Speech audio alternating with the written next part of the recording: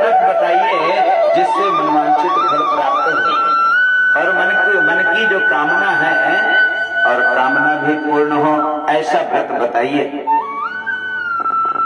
कहा तत्सर्वं श्रोतुमिच्छामः कथयस्व महामुने।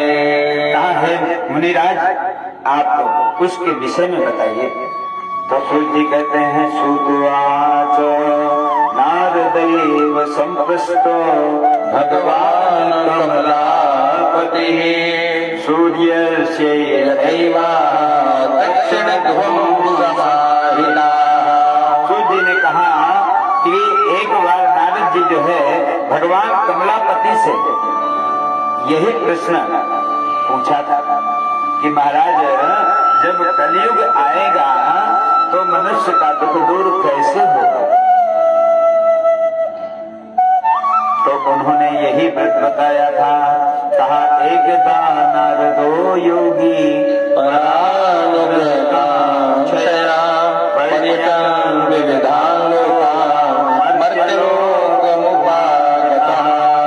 तो नारद जी भगवान देखिए, नारद जी क्या है? योगी है। और योगी का देखिए कहा बहता पानी और रमता जोगी है ना।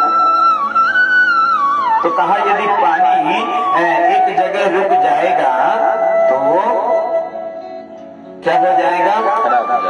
खराब हो जाएगा, उसमें गंध आने लगती है ना। और महात्मा संत यदि एक जगह रुक जाएगा तो दोष लग जाएगा। इसीलिए महात्मा संत जो हमारे हैं वो चलते हुए अच्छे लगते हैं और जल भी बहता हुआ अच्छा लगता है, शुद्ध होता है। इसीलिए भगवान नारद जी जो है एकदा नारदो योगी।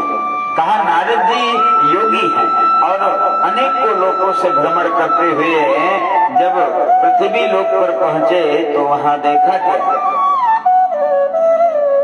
कहा एकदा नारदो योगी परानुग्रह कांक्षया।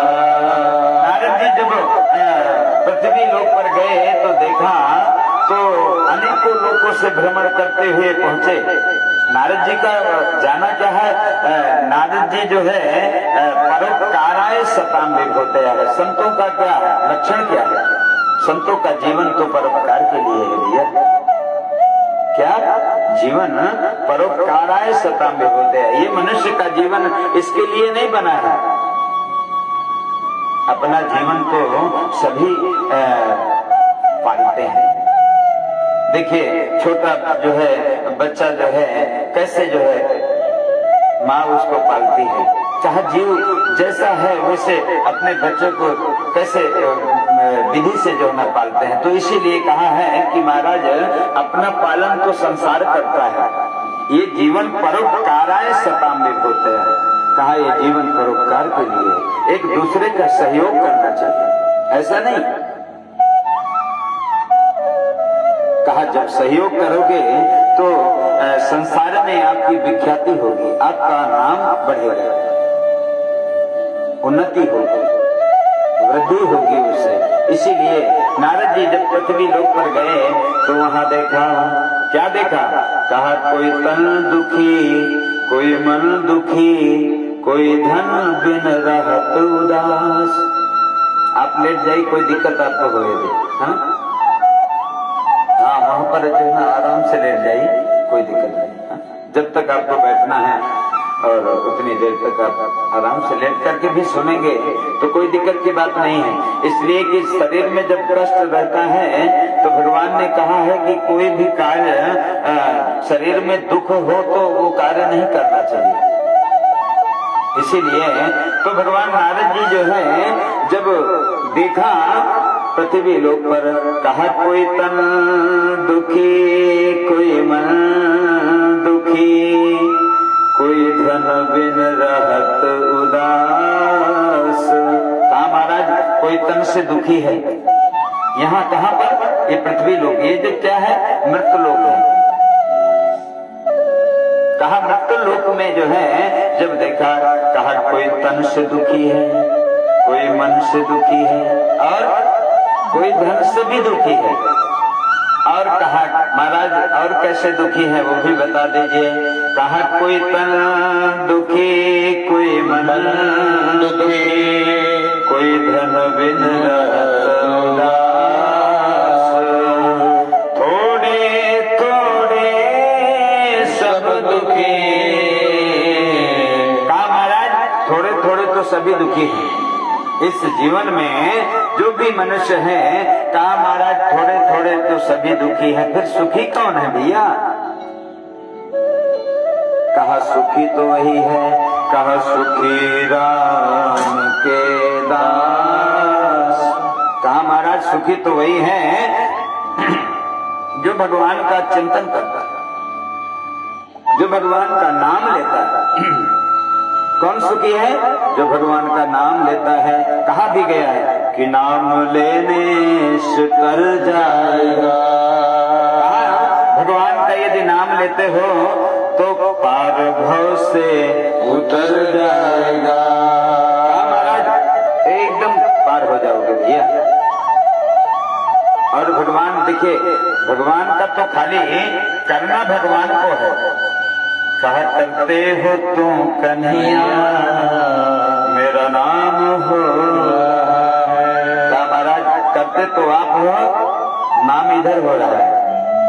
बस आपकी कृपा से सब काम हो रहा है।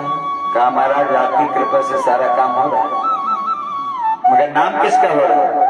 अपना नाम हो रहा है। कहा करने वाले वही परमात्मा है।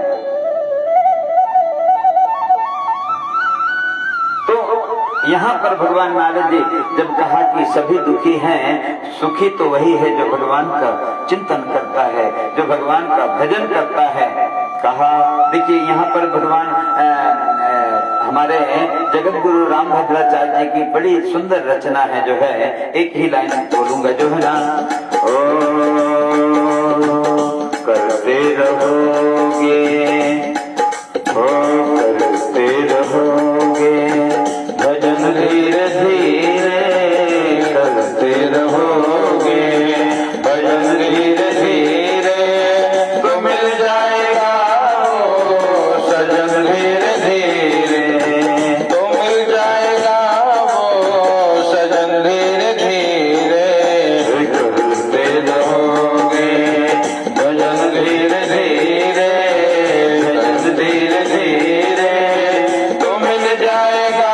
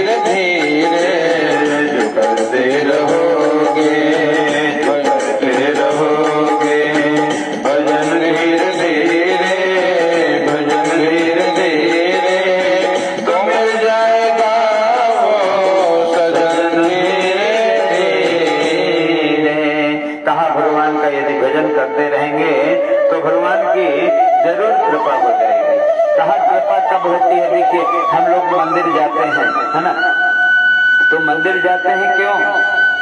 कहा मंदिर इसीलिए जाया जाता है कि मन को क्या मिलता है? शांति, मन को शांति मिलती है।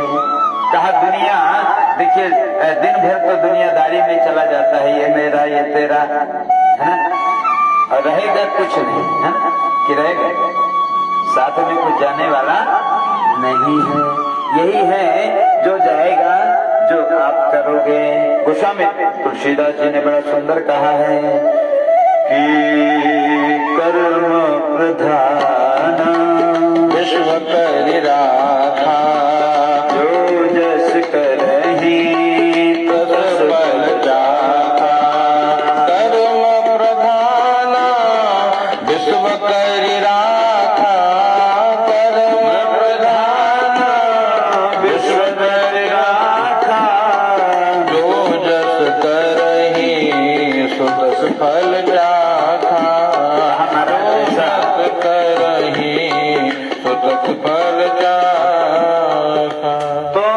उन्होंने इसीलिए कहा कि महाराज जैसा कर्म करोगे वैसा फल भोगना पड़ेगा।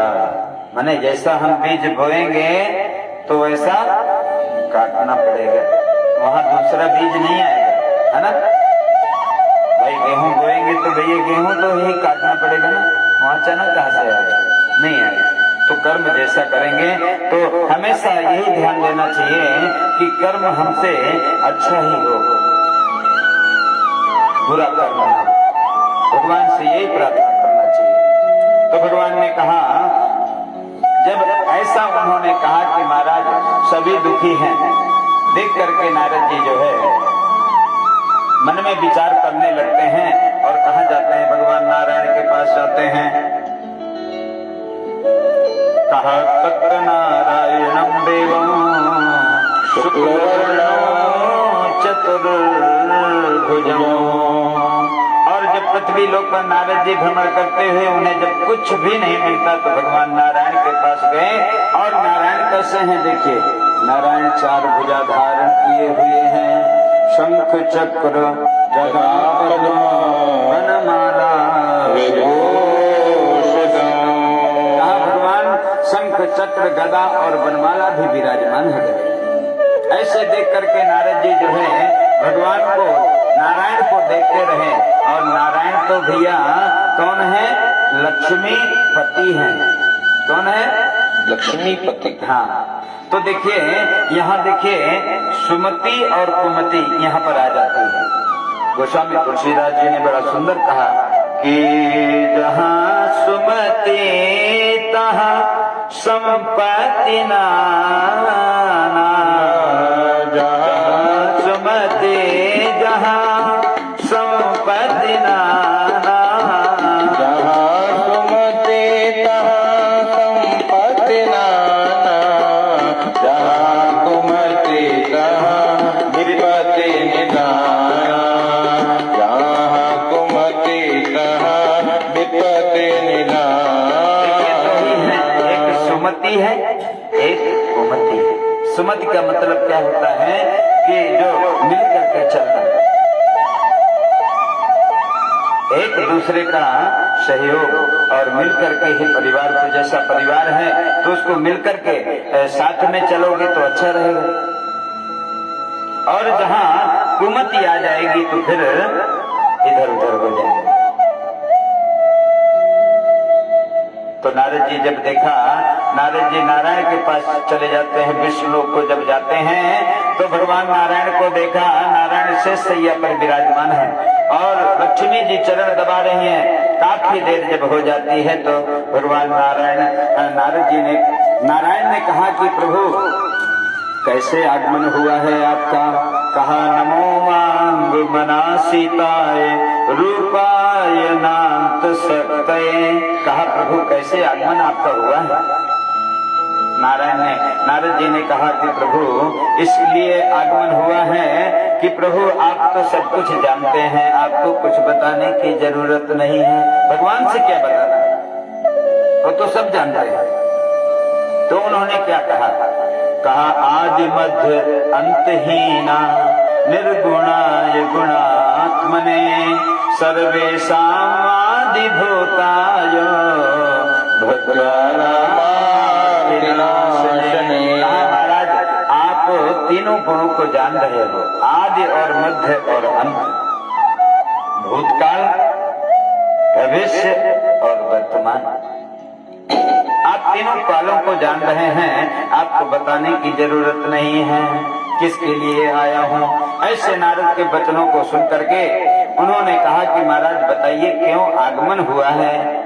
तब उन्होंने क्या बोले, नारदवाच मर्त्यलोक जना सर्वे नाना क्लेशमन्विता नाना योनि समुत्पन्ना वच्यते पाप कर्मिभिः। कहा महाराज, नारद जी ने कहा कि महाराज मृत्युलोक के जो प्राणी हैं अपने पाप कर्मों के द्वारा फल को भोग रहे हैं। कोई लघु पाएन तद्वयम्। कहा लघु माने छोटा, है ना। लघु माने संस्कृत शब्द है, लघु माने होता है छोटा और दीर्घ माने होता है बड़ा। लंबा, बड़ा, दीर्घ माने बड़ा। तो भगवान नारद जी ने नारायण से पूछा कि महाराज मृतलोक के जो प्राणी हैं अपने पाप कर्मों के द्वारा फल भोग रहे हैं, कोई छोटा सा उपाय बता दीजिए। तब उन्होंने कहा लघुपायेन तद्वयं श्रोतुमिच्छामि तत्सर्वं कृपया यदि ते मयि। कहा बड़ी कृपा होगी आपकी यदि आप छोटा सा उपाय बता देंगे। तब भगवान ने कहा कि महाराज भगवान की सत्यनारायण विष्णु और कहा आप भगवान नारायण की पूजा करिए और भगवान की कथा करिए, उससे सभी कुछ प्राप्त हो जाएगा। और देखिए यहाँ पर जो है देखिए मनुष्य जब भी कोई कार्य करता है तो अपना स्वार्थ देखता है, और स्वार्थ तो चलो स्वाभाविकता है, देवता लोग भी। गोस्वामी तुलसीदास जी ने कहा कि स्वार्थ लाग करे सब प्रेम। ये देवताओं का भी जो है ना ये ऐसा स्वभाव था कि स्वार्थ लाग करे सब। ये सुर नर मुनि सबके ये रीति, चाहे ये देवताओं की रीति थी, तो मनुष्य का तो भाई स्वाभाविकता है। तब उन्होंने कहा महाराज इस व्रत करने से लाभ क्या मिलेगा, ये भी बता दीजिए। तब उन्होंने बताया क्या, कहा व्रतमस्ति महत्पुण्यो स्वर्गे महाराज भगवान का ये जो कथा है, जो ये व्रत है, स्वर्ग और मृत्युलोक में दोनों में दुर्लभ कथा है। और भगवान की ऐसी कथा नहीं है। ये कथा कहाँ से ली गई है, स्कंद पुराण के अंतर्गत वहाँ एक खंड है, क्या रेवा खंड है, वहां से ये भगवान की कथा ली गई है, ये ऐसी कथा नहीं है। तब उन्होंने कहा महाराज इस व्रत के करने से लाभ क्या मिलेगा। तब उन्होंने कहा महाराज ये व्रत के लिए तो देवता लोग भी तरसते हैं। पहले देखो बताया था शुरू में कि स्वर्गे मृत्ये चतुर्लभम, कहा महाराज ये स्वर्ग लोक और मृत्यु लोक में दोनों में दुर्लभ ये कथा है भगवान, बड़ी निर्मल कथा है। और देखिए जब भगवान की निर्मल कथा है तो गोस्वामी तुलसीदास जी ने बड़ा सुंदर जो है ना, गोस्वामी तुलसीदास जी ने चौपाई में रामचरितमानस में कहा है कि भगवान मिलते कैसे।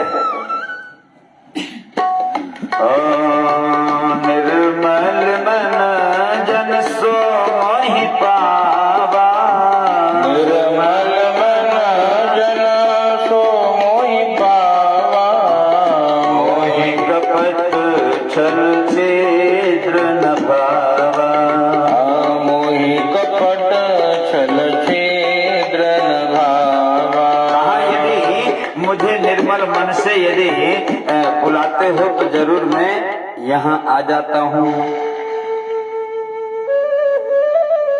और भगवान देखिए कहा है कि मेरा छोटा सा परिवार हरि आ जाओ एक बार, मेरा छोटा सा परिवार हरि आ जाओ एक बार,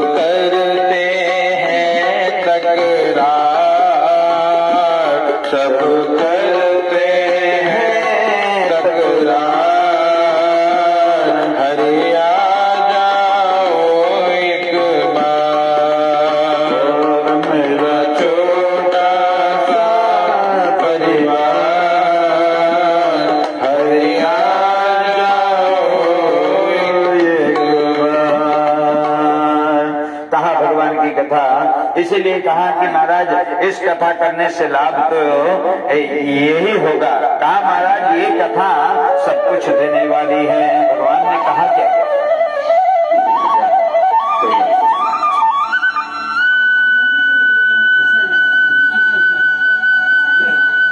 बैठे बैठे कोई बात नहीं, कोई कोई मंदिर में टिकट थोड़ा पीछे कर दीजिए। नहीं बैठ जाने दीजिए, दिक्कत हो जाएगी, कोई बात नहीं। जल्दी हो जाए। तो उन्होंने कहा भगवान, ये भगवान की जो कथा है, कहा भगवान ने कहा दुख शोकादि समनो धन धान्य महाराज भगवान की कथा जो है कहा दुख को दूर करने वाली है, और क्या है, शोक को भी दूर करने वाली है, और धन धान्य को बढ़ाने वाली कथा है। और कहा महाराज और क्या लाभ होगा? कहा सौभाग्य संतति करो सर्वत्र विजया प्रदो। कहा महाराज भगवान की कथा सौभाग्य भी देने वाली है और विजय भी देने वाली है। कहा महाराज सब कुछ देने वाली है, तो महाराज करना कब चाहिए ये भी बता दीजिए। कहा भगवान की कथा करना तभी चाहिए, कब? जब मन में श्रद्धा भक्ति भाव आ जाए। कहा यस्मिन् कस्मिन् दिनेर्मर्त्योर भक्ति श्रद्धा समन्विता।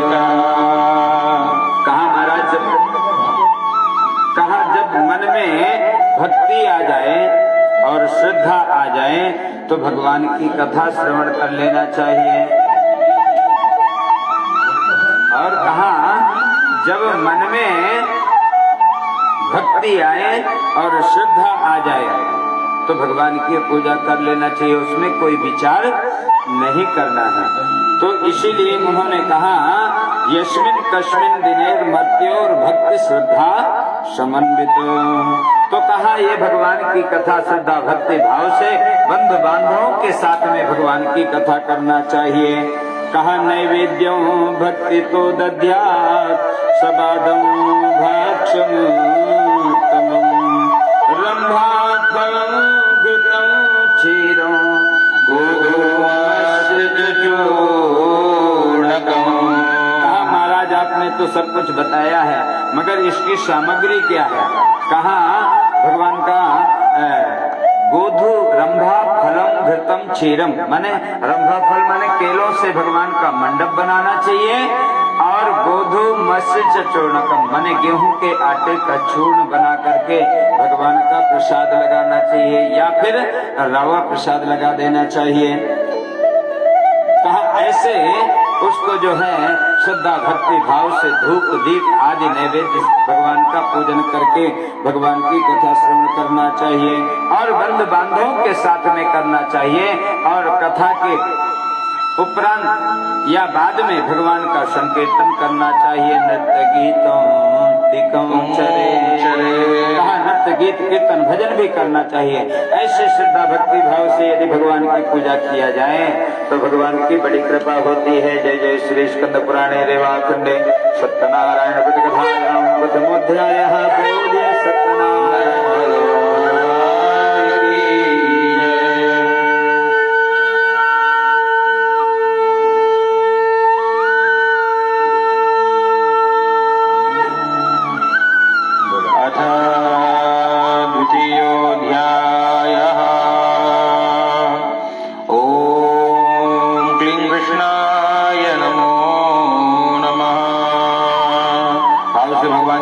संकीर्तन करिए, प्रार्थना करिए कि हे प्रभु आपकी कथा श्रवण करने मात्र से जो हमारी व्यथा है, जो चिंता है, जो कष्ट है, जो पीड़ा है वो दूर हो, हम सुखी हो, संपन्न हो, आनंदित हो। इस जीवन में जो हमारी कामना है आपके आशीर्वाद से पूर्ण होती रहे, ऐसा आशीर्वाद हमको प्रदान करिए। और भाव से भगवान के दिव्य नाम का संकीर्तन करिए। क्यों कहते हैं कि श्रीमद् भागवत में कहते हैं नाम संकीर्तनम यस्य सर्व पाप प्रणाशनम, भगवान के नाम का कीर्तन सभी पापों का नाश कर देता है। इसलिए भाव से भगवान के दिव्य नाम का संकीर्तन करिए और प्रार्थना करिए कि हे प्रभु आपकी कृपा से, आपके आशीर्वाद से हमारे सकल कामना की पूर्ति हो, हम स्वस्थ रहें, संपन्न रहें और जीवन में जो भी हमारे जीवन में कामनाएं हैं, इच्छाएं हैं, मन की सभी इच्छित कामनाएं सिद्ध हो। भाव से भगवान के नाम का संकीर्तन सभी लोग भाव से गाइएगा। क्लीं कृष्णाय नमः, श्री कृष्ण गोविंद हरे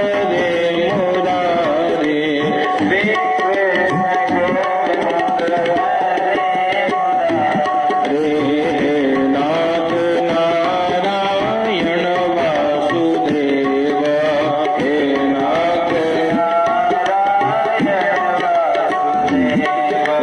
श्री कृष्ण गोविंद हरे मुरारे,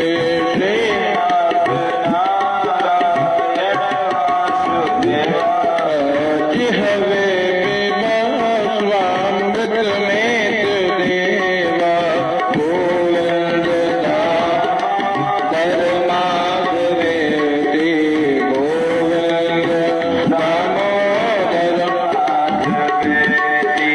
माता यशोदा हरि को जगावे, माता यशोदा हे नाथ जागो अब नींद त्यागो, हे नाथ द्वार खड़े को करुणा रहे हैं, द्वार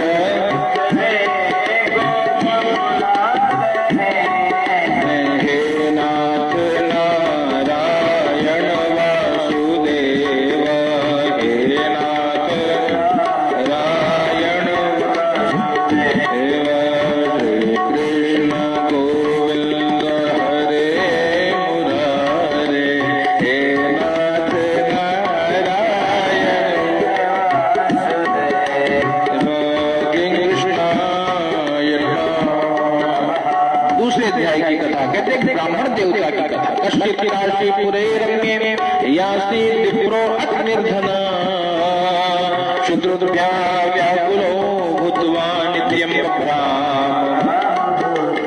अति निर्धन ब्राह्मण, धन का अभाव था जीवन में, और धन के अभाव के कारण कहते ब्राह्मण देवता भिक्षा मांगते, कुछ मिलता नहीं, नित्य भगवान को पुकारते, हे प्रभु आप हमको आशीर्वाद दीजिए जिस प्रकार से ये जो भिक्षा मांगने की वृत्ति है छूट जाए। भाव से भगवान को नित्य पुकारते और जो भगवान से नित्य प्रार्थना करते ब्राह्मण देवता, हे प्रभु ये भिक्षा मांगने की वृत्ति छूट, नित्य बुलाते, हे प्रभु आप घर आ जाइए, आप दर्शन दीजिए, किसी न किसी रूप में दर्शन दीजिए, कोई राह नहीं सूझ रही है, हे प्रभु कन्हैया ले चल पर ले पार, न हो पाए तो ले चल, यहाँ संसार में रहकर कोई लाभ नहीं है। क्यों? कोई शांति नहीं, सुख नहीं, जीवन में कुछ नहीं मिल रहा, बच्चे भूखे सोते हैं, माता पिता को बहुत कष्ट होता है, बड़े कष्ट में भगवान को नित्य पुकारते थे। और भगवान की भक्ति आरती क्या है? आर्त भाव से भगवान को पुकारना आरती। आर्त भाव मतलब कहते दुखी होकर, जब जीवन में दुख आए, पीड़ा आए, तो कथा का सूत्र है कि संसार को अगर बताओगे, संसार आपकी बातें रोते रोते सुनेगा अवश्य, लेकिन संसार में सबको हंसते हंसते बताएगा, इसलिए किसी को बताने योग्य नहीं है। क्या किया जाए? जब हमारे जीवन में कष्ट पीड़ा हो तो भगवान के सामने रो लीजिए। क्यों? क्योंकि वो समझते हैं व्यक्ति के आंसू की कीमत, है ना। इसलिए बहुत पीड़ा होने पे ब्राह्मण देवता भगवान के सामने रोते, पुकारते, हे प्रभु अगर आप हैं तो दर्शन दीजिए, और नहीं है तो ले चल पर ले पार। कहाँ ले चल? जहाँ विराजे राधा रानी, जहाँ मेरी राधा रानी है, अलमेली सरदार सवरिया, ले चल पर ले पार। हे प्रभु कोई रास्ता नहीं दिख रहा, कोई सूझती राह नहीं है, कोई राह नहीं दिख रहा, प्रभु कृपा करिए, कृपा करिए। इसलिए प्रार्थना पूजा जो है कहते नित्य होनी चाहिए, भगवान से नित्य कहिए, आप मंदिर में रोज बैठकर कितनी बैठ के गुरुजी ने बताया, एक घड़ी बैठ करके पूजा करें। एक घड़ी मतलब मान लीजिए एक घड़ी आपकी कितनी चलती है, 24 घंटे चलती है ना। 24 घंटे का दशांश भी बैठ गया, मतलब उसका 10% भी अगर आप भगवान के सामने है तो आपके जीवन में ठाकुर जी सब दे देंगे। भगवान ने गारंटी दी है।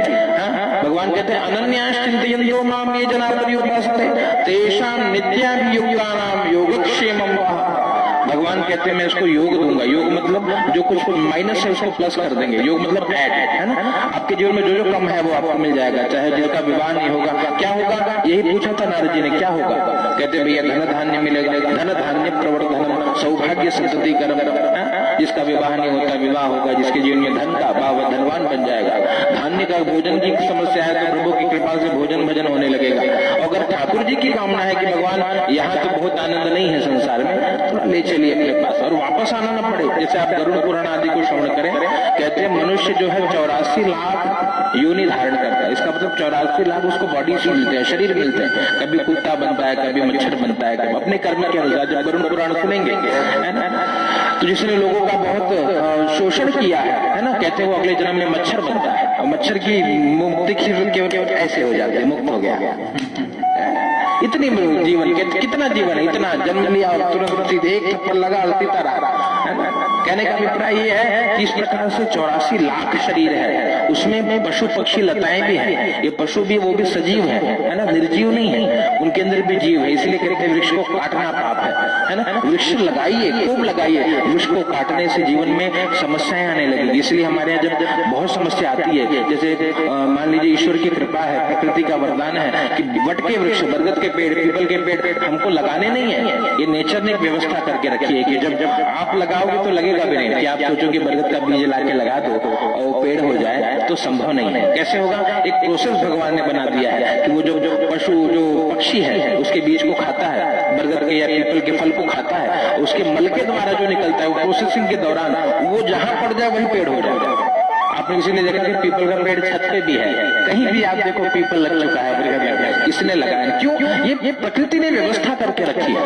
क्यों, इसलिए कहते हैं भगवान ही हम क्यों दुखी हैं आप जानते हैं, क्योंकि हमने इस संतुलन को बिगाड़ा है ना। हमने प्रकृति के साथ छेड़खानी करी तो कोरोना निकल आया, है ना। उसमें गया कौन, जिसने छेड़खानी करी, है ना। अगर हम नेचर के साथ होते तो हमारी इम्यूनिटी बूस्ट होती, है ना। हमको ये कोरोना जैसे 1000 वायरस जो अगल बगल अभी भी विद्यमान है ना, उससे रोज फाइट कर रहे हैं और हम अभी तक सुरक्षित है, शरीर जी रहा है। लेकिन कौन चला गया, जिसने छेड़खानी करी, जिसने शाकाहार को त्याग करके मांसाहार को अपनाया, इम्यूनिटी कमजोर होने लगी। जिसने क्या किया, घर की रोटी को छोड़ करके बाहर के बर्गर पिज्जा को अपना लिया, है ना, उसकी इम्यूनिटी कमजोर होने लगी, है ना। जो घर का जो हमारे यहाँ शुद्ध बेसन की पकौड़ी को त्याग करके और मंचूरियन में लटक गया, है ना, वो मंचूरियन बन के वो पैक हो गया। कहने का अभिप्राय प्रकृति के साथ जो खिलवाड़ करेंगे, है ना, एक आप शरीर को कितना जीना चाहिए। कहते हैं 100 साल, शतमिन्नो शरदोवंति देवा, ब्राह्मण देवता मंत्र पढ़ते हैं पहले, 100 साल तक हमको जीना ही, ये टारगेट लेके चले और 100 साल तक शरीर बीमार ना हो। अब बोले महाराज हमने तो पाप नहीं किया, शरीर में कैंसर आ गया, कैसे आ गया। मन में विचार आता है, याद रखना कुछ न कुछ तो पाप है, क्या इस जन्म का या पूर्व जन्म का। अब किया क्या जाए, कहते हैं प्रकृति की ओर लौटिए। आज भी आप देख रहे हैं नेचुरोपैथी में क्या क्या है, आप शाकाहार पे आ जाइए, कच्चे सब्जियां खाइए, कच्चे फल खाइए, पैकेट फूड बंद कर दीजिए, है ना। लोग दूध दही खाना कम कर दीजिए। क्यों, क्योंकि ये दूध आज जानते हैं सबसे अधिक मिलावट का केंद्र दूध दही है। घी भी बनता है आप जानते हैं, घी में लिखा है पूजा के लिए, ओनली फॉर पूजा। इसका मतलब सोचिए घी बना रहे हैं आज लोग और वो लोग हम प्रयोग कर ले रहे हैं। कहने का अभिप्राय क्या कि भैया जी इतना मिलावट है हमारे। अब मन में प्रश्न आता है कि महाराज कैल्शियम कहाँ से मिलेगा शरीर को, है ना। तो विचार करना ये है कि क्या हमारी हड्डी हाथी से मजबूत है।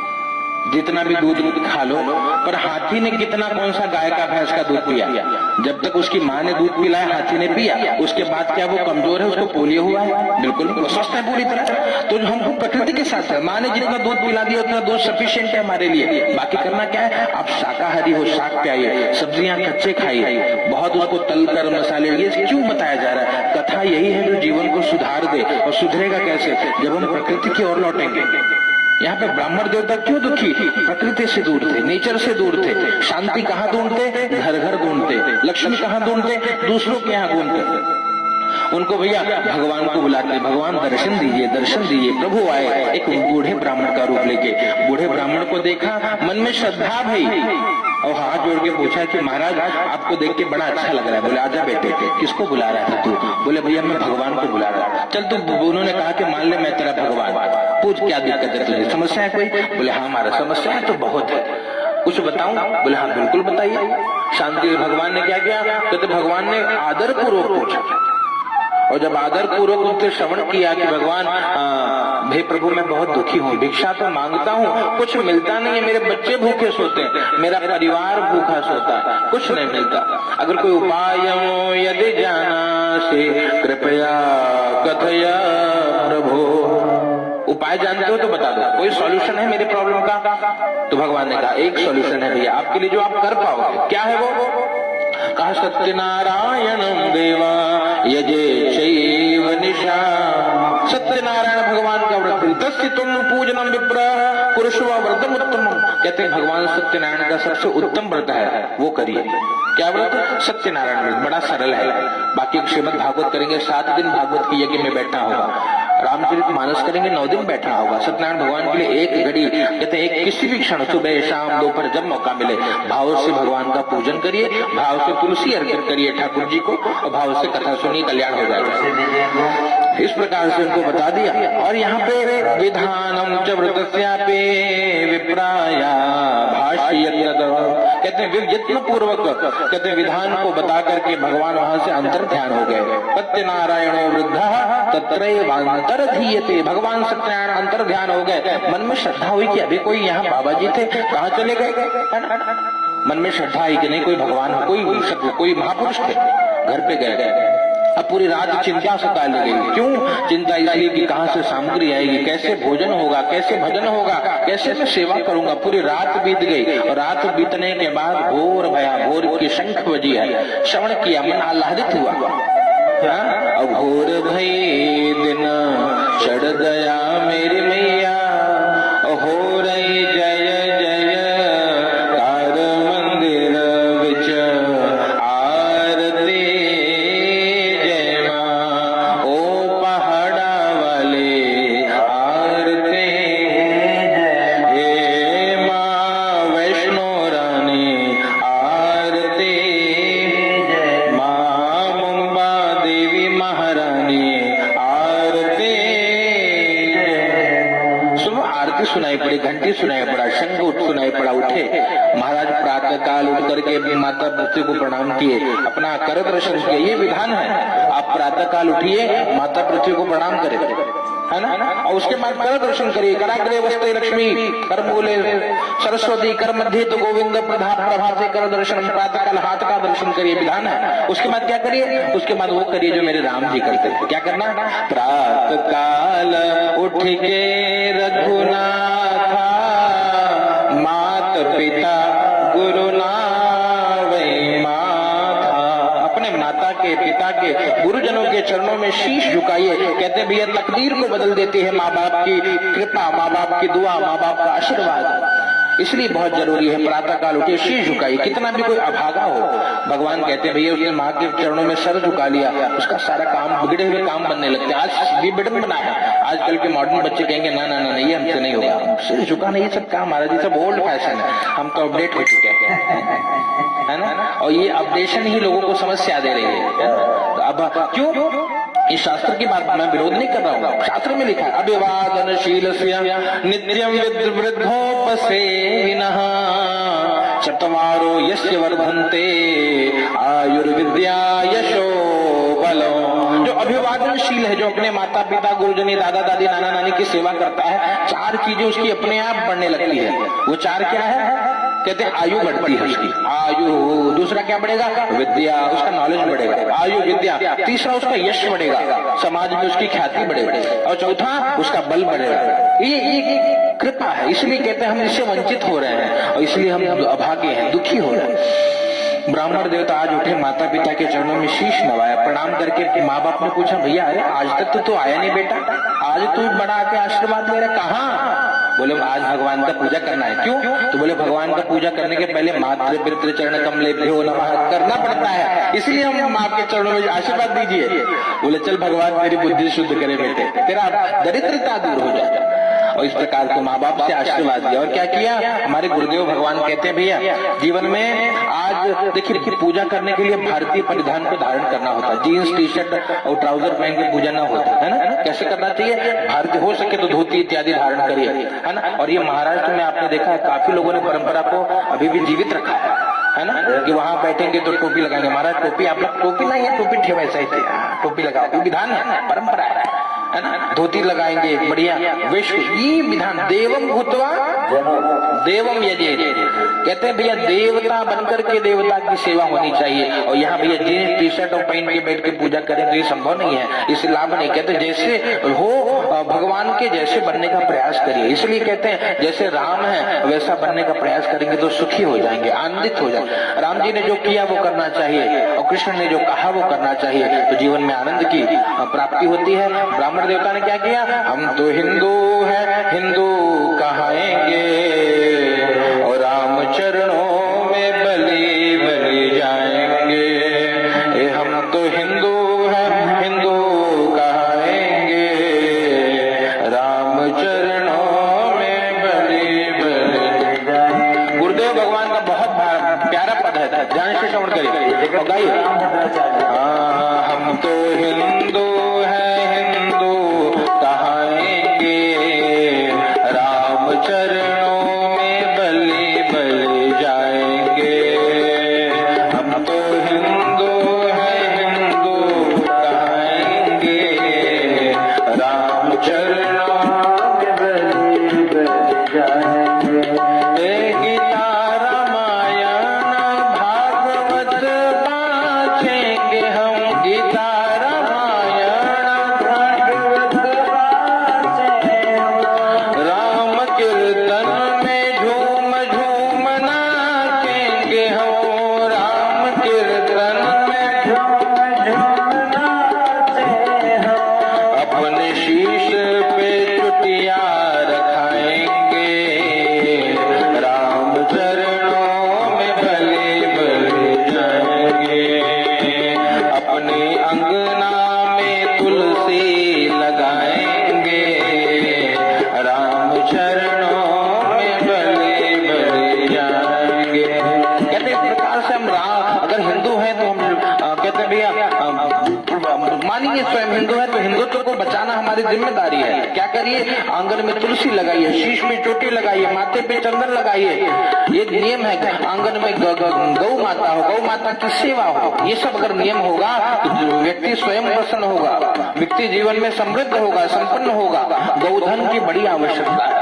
क्यों? कहते हैं भैया जो 33 करोड़ देवी देवता है वो गाय के शरीर में निवास करते हैं। शास्त्र कहते हैं दो को स्थान नहीं मिला।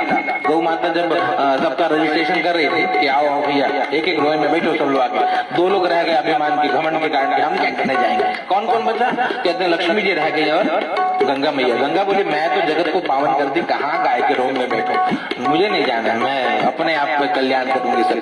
लक्ष्मी जी बोल रहे थे मेरे बिना तो कोई काम ही नहीं होगा, मैं भी नहीं जाने वाली, है ना। अब तो भैया सारे देवता गाय के रोम रोम में विद्यमान हो गए। 2 लोग 2 स्थान यहाँ पर इन दोनों के मन में भाव आए कि सब तो भैया गौ के रोम रोम में, हम कहाँ जाए। गौ माता के पास गए, प्रार्थना करने लगे कि हे भगवती हमें क्षमा करो, गलती हो गई। गौ माता ने कहा तो अब तो भैया हो गया, रजिस्ट्रेशन कंप्लीट हो गया, अब आप कहाँ जाओगे। बोला कहीं जगह दे दो, कृपा कर दो। ये शास्त्र वचन बता रहा, विरोध नहीं है। तो गौ माता ने कहा कि ठीक है भैया एक काम करो, हे देवियों आप है गंगा मैया, आप आकर के मेरे मूत्र में निवास करो। गौमूत्र में गंगा निवास करती है और लक्ष्मी जी के गोबर में निवास करती है। गाय के गोबर में लक्ष्मी निवास करती है। ये शास्त्रोक्त वचन है। इसलिए कहते हैं भैया जहाँ गाय के गोबर, इसलिए हमारे यहाँ पूजन भी गौरी से करते थे, गाय के गोबर का पूजन करते थे ताकि लक्ष्मी बढ़े। गाय के गोबर से आंगन को लिपते थे। और इस प्रकार से यहाँ पर कहते हैं ये गौ सेवा का एक अपना फल है। ब्राह्मण देवता आज अपनी सारी कमियों को त्यागने का संकल्प करते हुए गौ माता को प्रणाम किया है, निकल पड़े हैं, शीश में चुटिया को बांधा, तिलक लगाकर दिव्य वेश धारण किया, आगे बढ़े। लोगों ने कहा कहा महाराज आइए कुछ प्रसाद पाते जाइए। कहा कि भैया ठीक है, लेकिन आज तो व्रत है हमारा, सत्यनारायण पूजन के पश्चात ही कुछ ग्रहण करेंगे। तो उन्होंने कहा भैया अगर आप कुछ देना भी चाहते हो तो मंदिर में पूजा है, आप वहां पहुंचा दीजिए। तो कहते हैं भैया वो जो बनिया था उसमें चावल गेहूं इत्यादि पहुंचा दिया मंदिर में। आगे माली मिला, माली ने फूल तुलसी दुर्वा बेलपत्र केले का खंबा इत्यादि पहुंचा दिया और आगे बढ़े भगवान के नाम का कीर्तन करते हुए गोविंद जय जय गोपाल जय जय गोविंद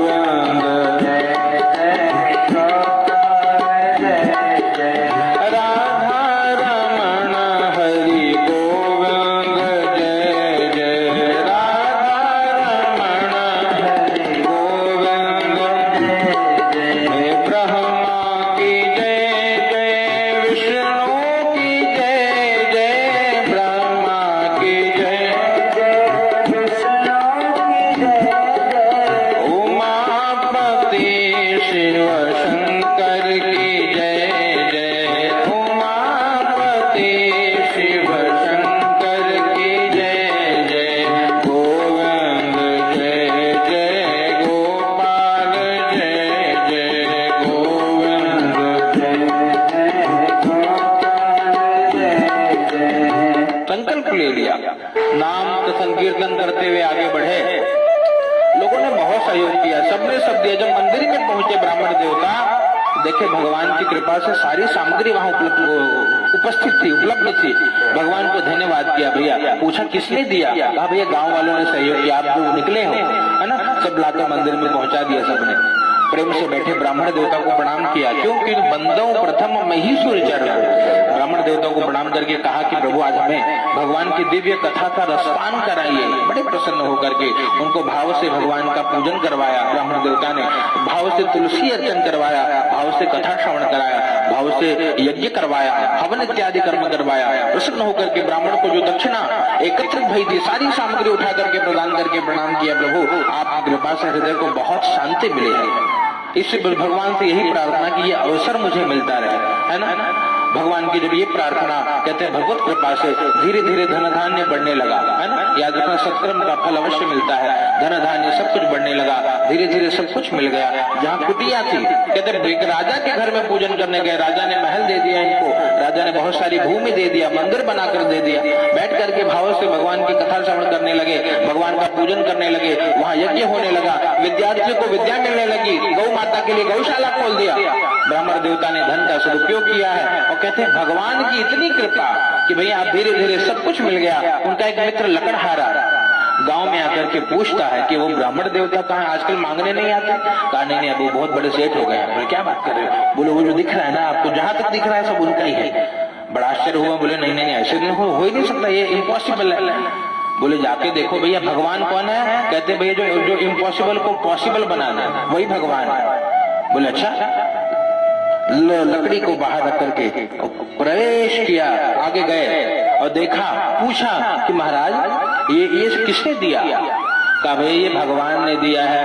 बोले क्यों, आपको और कुछ भगवान से चाहिए? बोले नहीं नहीं नहीं। क्यों? क्योंकि प्रभु की कृपा भयो साधका जो जन्म हमारा सुफल भगवान की कृपा से प्रभु अब मेरा जीवन सफल हो गया, सब मिल गया मुझे। तो बोले क्या और कुछ चाहिए भगवान से? बोले नहीं नहीं नहीं। क्या चाहिए? बोले एक मांगता हूं मैं। क्या मांगता हूं? अब प्रभु कृपा करहु एहि भांति, सब तजी भजन करहु दिन छोड़कर, अब संसार के व्यवहार को छोड़ करके केवल भगवान के भजन में ही मन लगाओ, यही मांगता हूँ भगवान। हे प्रभु इतनी कृपा कर दो।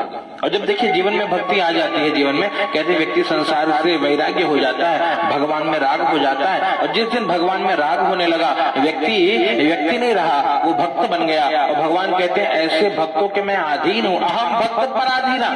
भगवान ऐसे भक्तों के अधीन है और भक्तों का कल्याण करते हैं, भाव से श्रवण करते हुए आनंद से।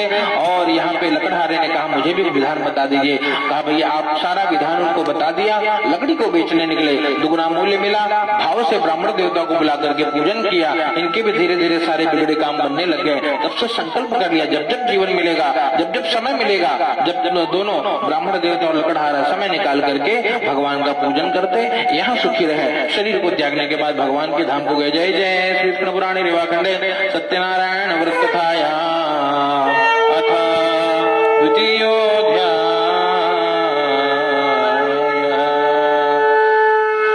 ओम श्री परमात्मने नमः। अथ तृतीयोऽध्यायः। चलिए तीसरे, चौथे और पांचवें अध्याय की कथा श्रवण करिए संक्षेप में। तीसरे अध्याय में दीजिए, हाँ उनका दे दीजिए। कहते हैं तीसरे अध्याय में कथा है कि राजा की कथा। राजा के जीवन में संतान नहीं था तो संतान की प्राप्ति के लिए नदी के किनारे पूजन करते। और एक बार वहां साधु नाम का बनी आया, बनिए ने भी